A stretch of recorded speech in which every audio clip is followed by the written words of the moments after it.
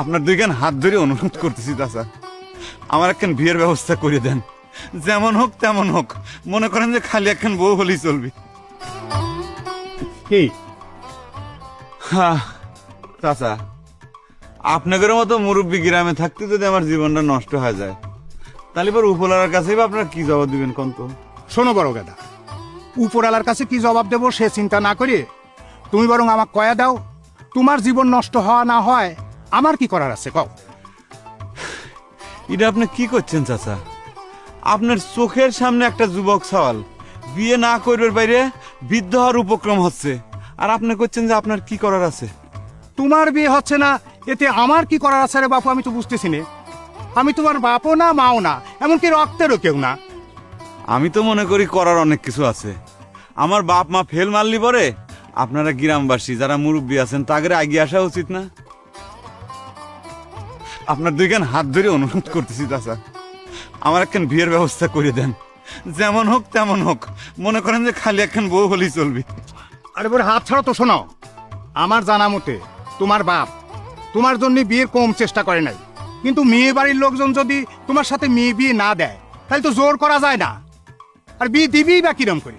তুমি তো কাম কাজ কিছুই করো না।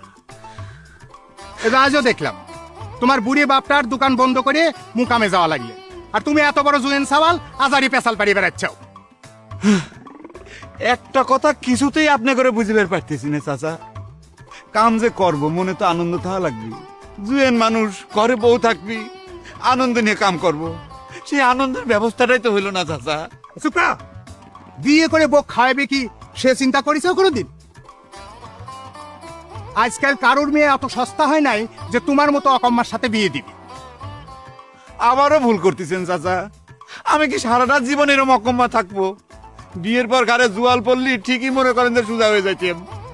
আপনারা খালি জুয়ালটা ঘাড়ে তুলে দেওয়ার ব্যবস্থা করেন।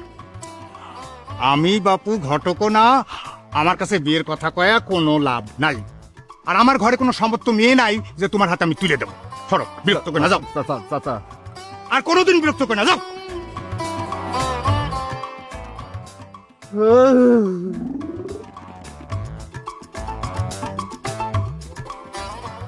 বন্ধু মেশিনটা একটু দে তো, হিসেবে ঠেকে গেছি। ক্যালকুলেটর মেশিন মনে করছে আমি তোর জন্যই কিনেছি রে মেজো গাদা।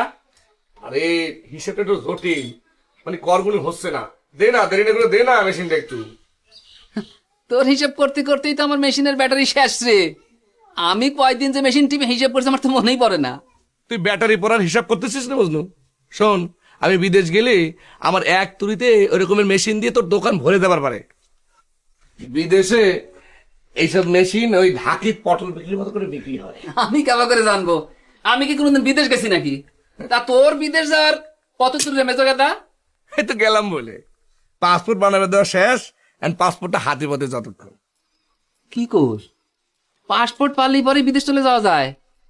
বিদেশ যাওয়া এত সহজ রে? তা না দেখি, মনে করছে পাসপোর্টটা হাতে পাবো, তারপর হচ্ছে ওয়াং। তুই না একদিন করলি যে মালয়েশিয়া যাবো, তুই ওয়াঙে চলে কেন যাবো? আরে বধু, ওয়াং মানে হচ্ছে টাকা। টাকা আব্বার কাছ থেকে টাকাটা হাতে পাইতে যতক্ষণ দেরি। আচ্ছা এই এত কথা কষ্ট দেখি, আমার হিসাবটা একটু করবার দে। আর পারলে একটু ওই সুসু আর গুলা বেশি দিয়ে এক কাপ চা বানাই দে। কি বাংলা কথা কত ভাই? বাংলা কথা কত? আরে সুসু মানে হচ্ছে দুধ আর গুলা মানে চিনি, দুধ চিনি বেশি দিয়ে এক কাপ চা বানাই দে। চা সেটা আগে বলি কি হয়? কি আমি জটিল হিসাব করতেছি রে? না না, দেখতেছি তাহুন শেষে কত ওয়াং টিকবে। কি তাহুন তাহুন মানে বছর শেষে কত টাকা টিকবে সেটা ভাই? তুই ওঠ তো ভাই, ওঠ যা, জঙ্গলে বসে হিসাব কর ভাই, যা যা, তুই আমার মাথা নষ্ট করিস না, যা ওঠ। দোকানদার নাম দিচ্ছিস না? না দিবি দিবি, মালয়েশিয়া যখন ফিরে আসবো তখন দিবি। দা